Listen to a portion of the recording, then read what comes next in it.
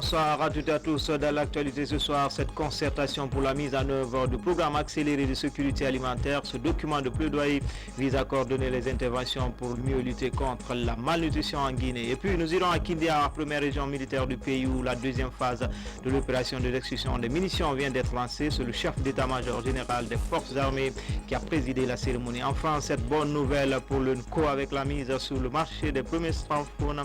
Un échantillon a été présenté ce mardi à la faveur de la célébration de la Journée internationale des langues maternelles. Voilà pour les titres. Encore une fois, bonsoir à toutes et à tous. Le chef de l'État a reçu ce mercredi en audience les responsables de la COPEL au menu de la rencontre l'avenir de l'Ureli de Dabola, une unité industrielle dont la relance est un véritable ouf de soulagement pour les planteurs guinéens. Compte rendu d'audience, Sanassi Keita du bureau de presse de la présidence. L'avenir de l'huilerie de Dabola, c'est le principal sujet qui est au centre de ces discussions entre le président de la République et le directeur général de la COPEOL, compagnie d'exploitation des produits oléagineux. Nous avons discuté avec le président de la République de l'avenir de l'huilerie de Dabola. Donc le président nous a fait part de son fort engagement dans la poursuite de ce projet qui est important pour la région de Haute-Guinée. Et donc nous avons eu un entretien très constructif qui va déboucher sur, comme l'avait annoncé le président lors de sa visite dans l'usine, par une plus forte implication de l'État guinéen pour la réussite de ce projet. Le directeur général de la COPEOL, en parfaite collaboration avec le gouvernement, affiche aujourd'hui une ambition très claire, celle qui consiste à augmenter la capacité de production de l'huilerie pour satisfaire les besoins des consommateurs. Notre ambition et celle du président, c'est d'augmenter la production pour à la fois satisfaire les besoins intérieurs en arachide et également alimenter l'usine pour l'exportation tant d'huile que de graines d'arachide pour avoir une agriculture performante qui soit à la fois permettre l'autosuffisance alimentaire et également alimente les recettes d'exportation du pays. Et donc nous avons eu un entretien très constructif avec le président à ce sujet. Dans cette dynamique, une étude est actuellement en cours avec l'Agence française de développement. L'objectif étant de développer la filière arachidière et offrir plus de matières premières à l'huilerie de Dabola. Et puis se communiquer dans le cadre du renforcement des liens d'amitié et de fraternité existants entre la République de Guinée et la République de Turquie.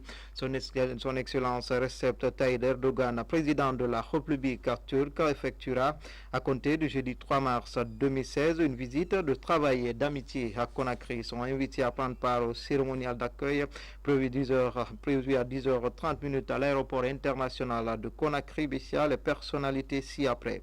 Monsieur le Président de l'Assemblée nationale, Monsieur le Premier ministre, chef de gouvernement, Monsieur le Président de la Cour constitutionnelle, Monsieur le Président de la Cour suprême, Monsieur le Président de la Cour des comptes, Madame la Présidente de la Haute Autorité de la Communication, Madame la Présidente du Conseil économique et social, Monsieur le Médiateur de la République, Monsieur le Grand Chancelier des Ordres nationaux de Guinée, Monsieur le Président de la Commission électorale nationale indépendante, Monsieur le Président de l'Institution nationale indépendante des droits humains, Monsieur le haut représentant du chef de l'État, Monsieur le chef de file de l'opposition, Mesdames et Messieurs les membres du gouvernement, Mesdames et Messieurs les ministres conseillers à la présidence, Monsieur le chef d'état-major général des armées, Monsieur le haut commandant de la gendarmerie nationale, Messieurs les chefs des états-majors des armées de terre, de l'air et de la marine, Monsieur le chef d'état-major particulier de la présidence, Monsieur les directeurs généraux de la police et de la douane, Mesdames et Messieurs les chefs des missions diplomatiques et les représentants des organisations internationales. Conakry, le 2 mars 2016, le directeur Moussa Sissi. Comme annoncé dans les titres, cette réunion de concertation pour la mise en œuvre du programme accéléré de sécurité alimentaire, ce document de plaidoyer vise à coordonner les interventions pour mieux lutter contre la malnutrition en Guinée. Objectif, faciliter les mécanismes de valorisation des potentialités agro-pastorales et halieutiques du pays. Le point avec Fodé Camara. Après l'épisode Ebola qui a eu pour principale conséquence la crise de la croissance économique, le gouvernement présente aux partenaires techniques et financiers un ambitieux document de relance. Ce nouvel instrument se nomme Programme accéléré de sécurité alimentaire et nutritionnelle et de développement durable 2016-2020. Placée sous la tutelle du ministère du Plan et de la Coopération internationale, la feuille de route de cet outil est de poser les jalons d'un programme intégré quinquennal.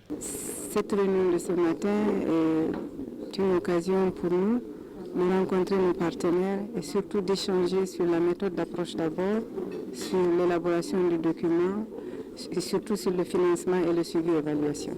Ce programme très ambitieux tient compte des questions de réalisation des barrages hydro-agricoles offrant des possibilités d'irrigation des domaines agricoles.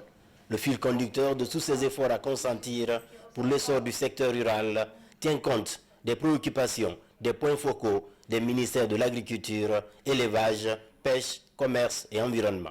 Qu'il était temps qu'il y ait une coordination entre les différents sectoriels qui s'occupent de la même problématique, à savoir l'atteinte de l'objectif de sécurité alimentaire et l'amélioration de l'état nutritionnel de nos populations. Élaborée sur une base participative, cette initiative du président de la République vise à harmoniser les actions contre la faim et la pauvreté par l'amélioration de la productivité agricole, animale et halieutique. À l'issue de ces échanges d'idées, il faudra veiller à l'intégration du secteur vertical primaire avec ceux du secondaire et du tertiaire afin de préparer une bonne politique agricole et un cadrage macroéconomique adéquat pour assurer l'interface horizontale de la commercialisation et des échanges extérieurs, du budget et des finances, de la fiscalité et de la monnaie, des technologies modernes et des infrastructures aussi. Ce plaidoyer est aussi respectueux de l'environnement et s'inscrit dans la dynamique de la protection des berges des cours d'eau et du renforcement de capacités pour mieux lutter contre les effets des changements climatiques. Dans l'actualité encore, le président turc est en tournée en Afrique de l'Ouest après le Ghana, le Nigeria et la Côte d'Ivoire. Le président Recep Tayyip Erdogan est donc attendu ce jeudi à Conakry. Il sera à la tête d'une forte délégation d'opérateurs économiques turcs. Le sens d'une visite présidentielle, c'est avec Mohamed Toua Kamara, Mohamed Lamine Solano. La Guinée, notre pays, accueille demain le président turc. C'est une visite qui confirme encore une fois l'entrée de notre pays dans le cercle des économies qui attire et qui rassure. L'arrivée du président Erdogan à Conakry devrait approfondir le partenariat stratégique entre nos deux pays. La Guinée, pays riche de ses ressources minières et agricoles et qui affiche un environnement économique des plus rassurants, pourrait être un partenaire essentiel de la Turquie dans la sous-région ouest africaine.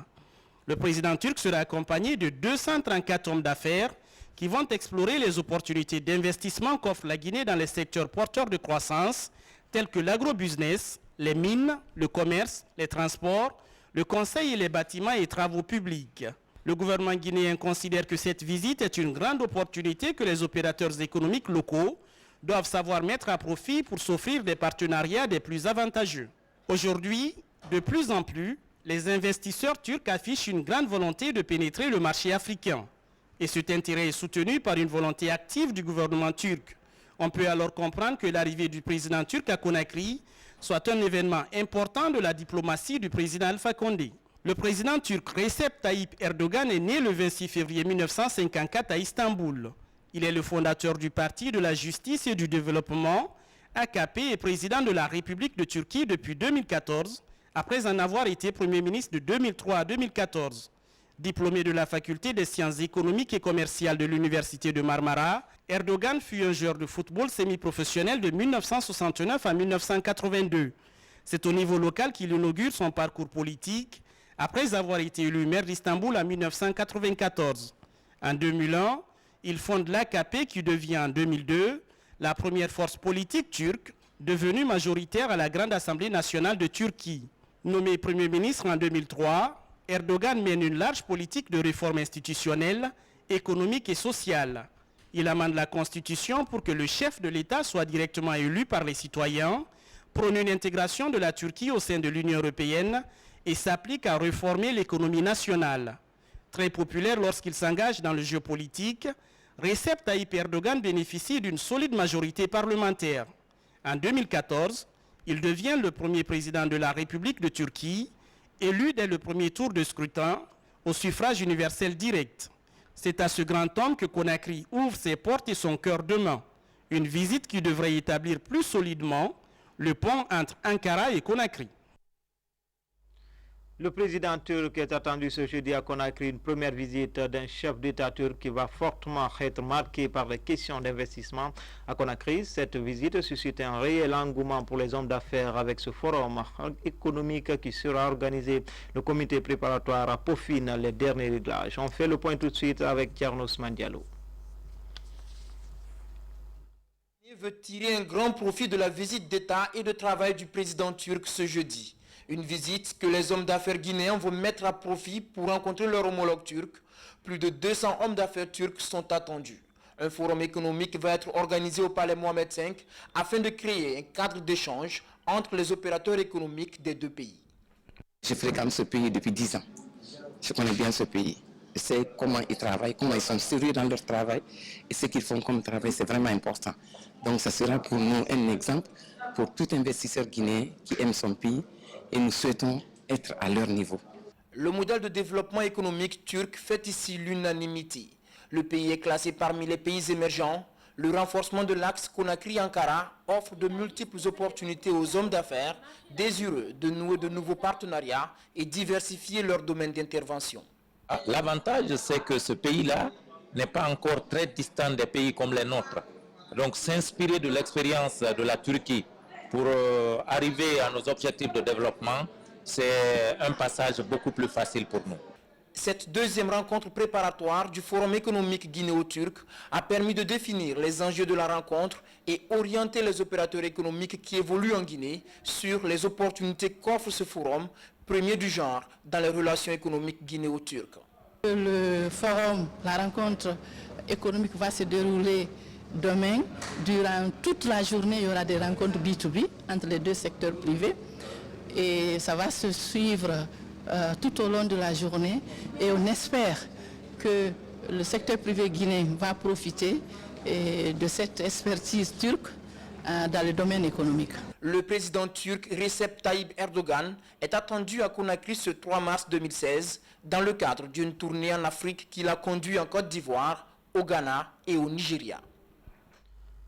Dans le reste de l'actualité, après son périple londonien, le chef du gouvernement est allé à Paris, plus précisément au 7e arrondissement, pour rencontrer le MEDEF. Mamadi Youla et le patronat français ont parlé des opportunités d'investissement en Guinée. Ousmane Bangoura, Kabassouma. Cette rencontre est organisée par le MEDEF international en collaboration avec l'ambassade de Guinée en France. Ils étaient une soixantaine de chefs d'entreprise et représentants de sociétés à venir écouter le Premier ministre guinéen. Devant le patronat français, Mamadi Youla a, dans un exposé, affiché les priorités de son gouvernement.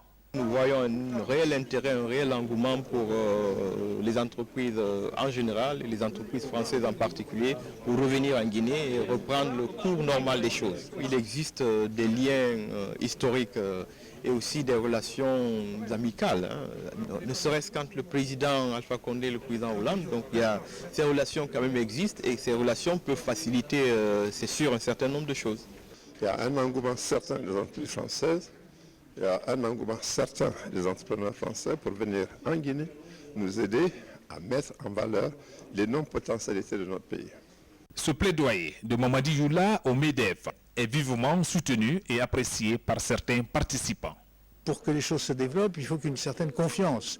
Et quand on a en face de soi quelqu'un que l'on sent très responsable, très attentif, très intéressé à accélérer le changement, à favoriser les choses, et qui connaît bien le privé et qui comprend les problématiques du privé, je pense que ça peut être utile. Et c'est d'autant plus utile que le MEDEF international est en train de préparer une délégation en Guinée au mois de mai.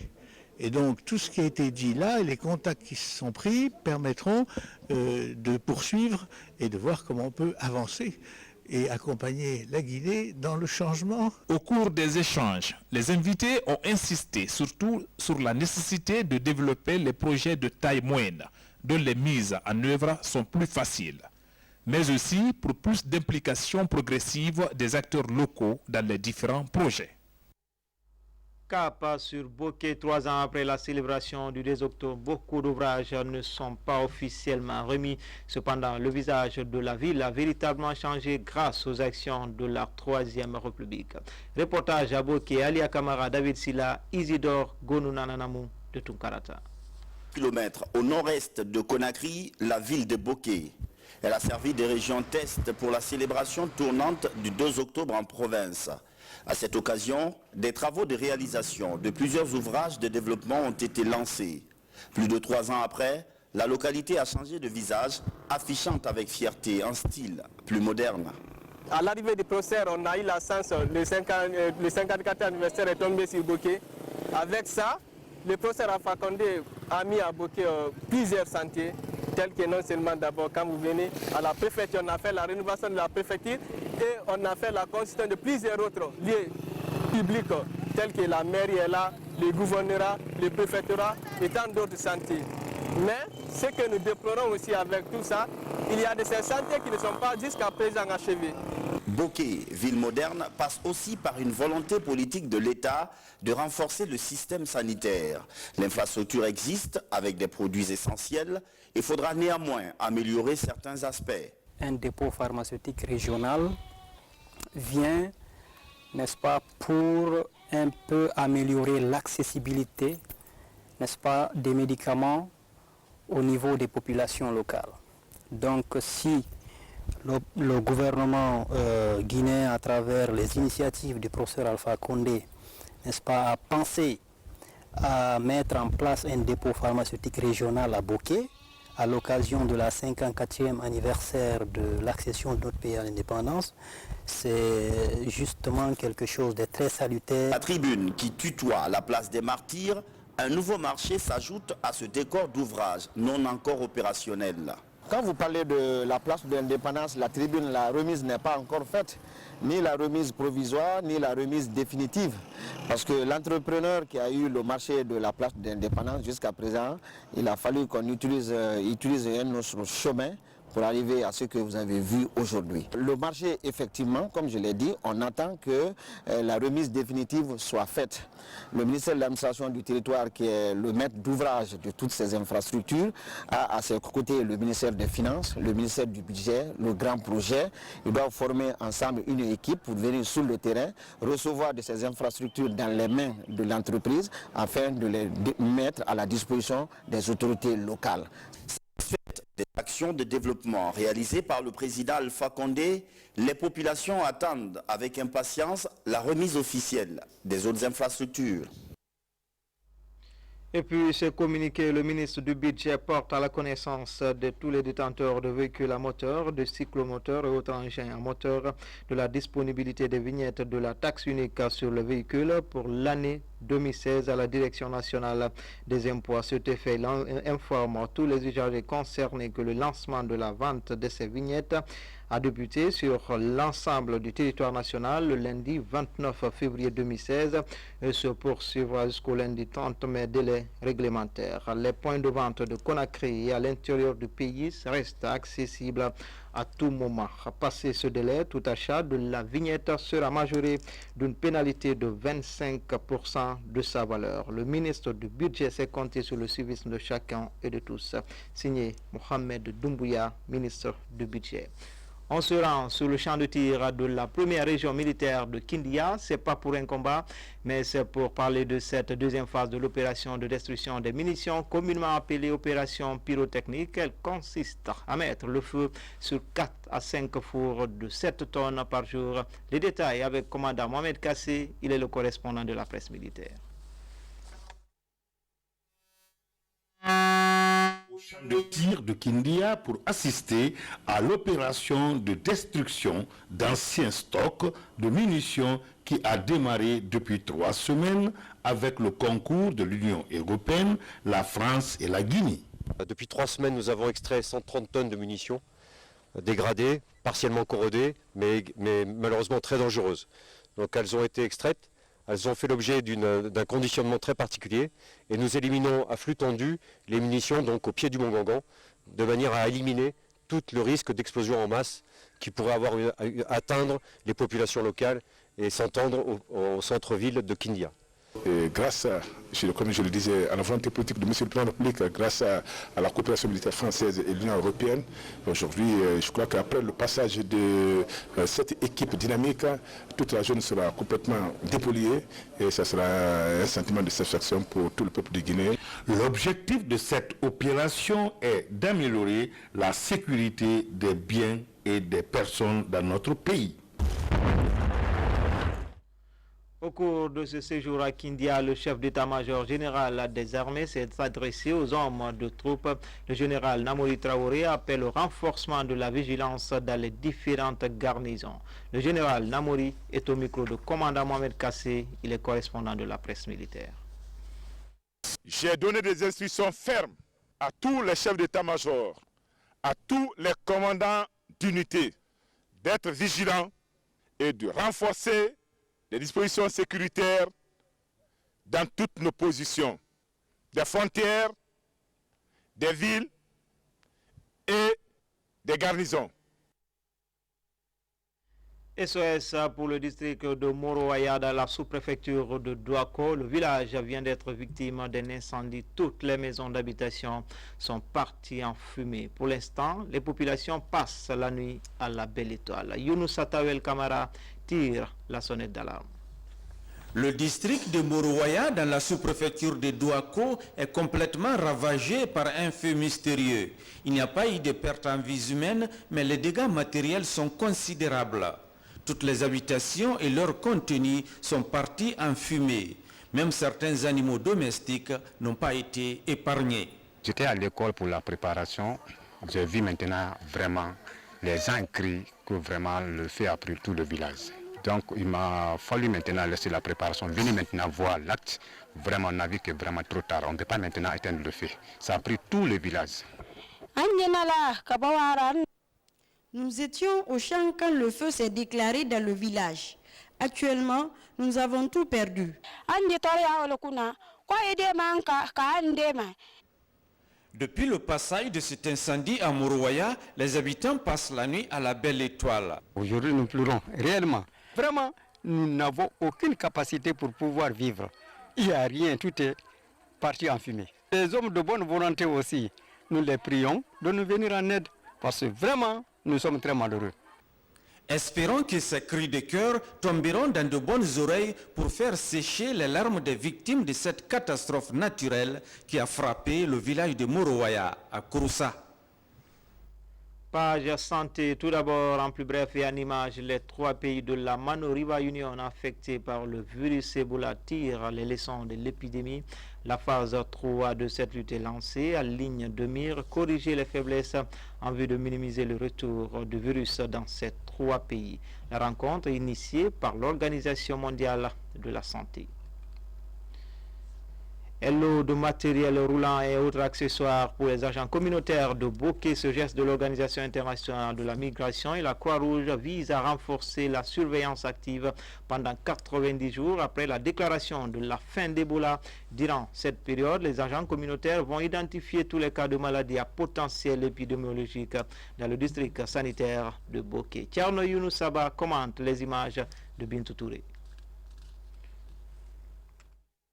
2 mois après la déclaration de la fin de l'épidémie, la vigilance est de mise dans le Kakandé. L'Organisation internationale des migrations et la Croix-Rouge accompagnent les activités de 600 agents communautaires de Boké à travers la mise à disposition de vélos, téléphones et autres accessoires. Ces agents auront à identifier tous les cas de maladies à potentiel épidémique. Les agents communautaires qui ont été choisis ont bénéficié de la formation et chacun d'eux recevra dès aujourd'hui un vélo, un téléphone avec crédit et d'autres matériels nécessaires pour l'accomplissement de leurs activités de soutien en ce niveau. Cet appui est largement salué par les autorités de Boké. Pour elles, cette dynamique participe à la protection des populations. La surveillance à base communautaire reste un élément extrêmement important dans le cadre des activités de la relance du système de santé. Cet accompagnement de l'OIM et la Croix-Rouge aux côtés des communautés de la préfecture de Boké est un engagement à prévenir tout risque de maladie à potentiel épidémique.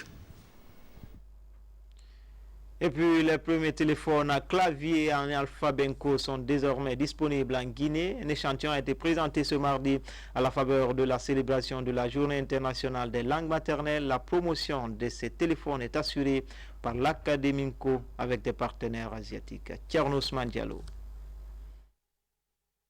Ce sont les tout premiers téléphones Android en alphabet Nko. Fabriqués en Thaïlande, ils ont été présentés au public à l'occasion de la célébration de la Journée internationale des langues maternelles, placée sous le thème « Culture, langue maternelle et technologies nouvelles ». La mise au point de ce téléphone constitue une étape importante dans la promotion de l'alphabet Nko, inventé en 1949 par le Guinéen Souleymane Kanté. Aujourd'hui, nous sommes en train de faire la promotion de l'écriture Nko pour lancer aussi le téléphone portable. C'est pour que nos gouvernements, nos députés, ou bien la société civile puissent accorder une grande place vraiment à nos langues. La Guinée est un pays qui est diversifié, qui a beaucoup d'écriture, qui a beaucoup de langues. Donc, au lieu de voir le côté négatif des langues, nous devons voir les aspects positifs.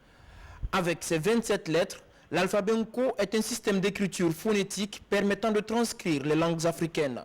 Son introduction dans la série des écritures codifiées et incorporées dans les téléphones portables suscite un motif de satisfaction chez les universitaires qui s'investissent pour la promotion et la sauvegarde des langues africaines. Il convient de mettre l'accent sur le caractère universel de cette écriture et faire savoir aux cadres africains qu'il s'agit d'un système d'écriture au service de toutes nos langues. Le fait que l'Nko soit intégré dans les appareils numériques lève le doute sur toute contre-argumentation à caractère technique pour son introduction dans nos systèmes éducatifs. C'est en 2006 que ces travaux ont débuté, puis interrompus par manque de financement. Ce n'est qu'en 2015 que les entrepreneurs guinéens de la diaspora ont décidé de financer le projet. Les étudiants de l'Université générale Lansana Conté de Lambagne, toute option confondue, viennent de recevoir les diplômes de fin d'études. Cette remise marque la fin de 3 années de cursus universitaire. Ils feront désormais face au marché de l'emploi. Reportage Mamadi Gassama. Cette année, ils sont 118 étudiants, toutes options confondues, à achever leur formation à l'Université générale Lansana Conté de Lambagne.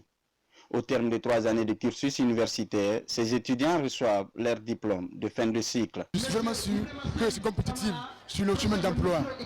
Même si l'État n'arrive pas à m'employer, moi-même, je peux m'employer moi-même en créant les micro-projets pour moi-même. En présence des parents, amis et chefs d'entreprise, le fondateur a plaidé la cause de ces diplômés en quête du premier emploi. L'université montre à l'étudiant la logique de raisonnement sur un cas précis, alors que l'entreprise fait l'inverse. Il t'apprend ce que tu dois faire avant de réfléchir. Donc, et ça, c'est extrêmement important. Nous demandons aux entreprises, au secteur public et privé, de prendre les étudiants en stage pour que ces étudiants-là, ce sont nos enfants, il ne faut pas qu'on les laisse se promener ou aller s'asseoir dans les maquis. Baptisée promotion Dr Ibrahima Kassouri Fofana, cette promotion sortante comprend des diplômés spécialisés en sciences économiques et finances, en gestion des entreprises, en architecture et en génie civil. Enfin, Femmes et Sport, l'ONG Ensemble entreprend d'entend inciter la couche féminine à pratiquer le sport, d'où l'organisation d'une conférence débat sur la pratique du sport par les femmes. C'est en prélude de la Journée internationale de la femme. Alga Simouba, Marie-Angélique Bangoura. En Guinée, la pratique du sport par la couche féminine reste encore très minimisée. L'occasion pour l'ONG Entreprendre Ensemble de tenter d'inverser la tendance. Ses responsables échangent sur la question avec les spécialistes du sport. Ici, ils expliquent aux femmes l'intérêt de pratiquer une discipline sportive. Ce débat nous a permis de mettre le pied dans le plat de tout ce qui est obstacle à la pratique du sport en termes d'encadrement, en termes de formation, en termes de développement de compétences, en termes de large participation des filles. Cette initiative est le prélude de la fête du 8 mars, Journée internationale de la femme.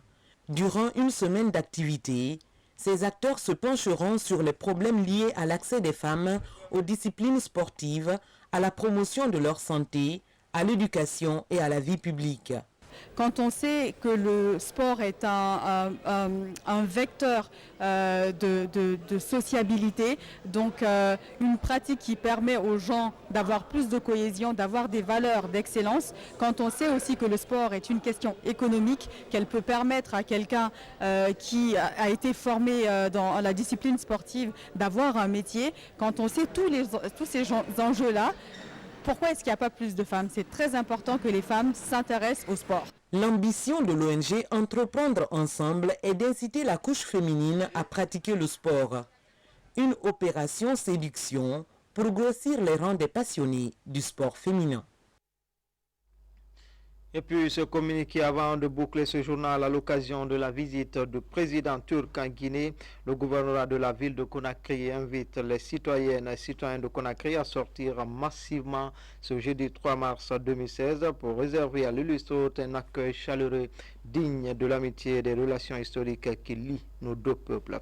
Le gouvernorat de la ville de Conakry invite les présidents des délégations spéciales, les chefs de quartier, les chefs des secteurs, les administrateurs de marché, les associations, les serrés, les groupements, les mouvements de soutien, les associations religieuses, les organisations socio-professionnelles, l'union des transporteurs, le syndicat des chauffeurs, les marailleuses, les femmes balayeuses à coordonner la mobilisation. C'est tout pour les infos. Grand a été le plaisir pour moi de vous servir. Restez toujours fidèles au programme de la télévision nationale. À demain.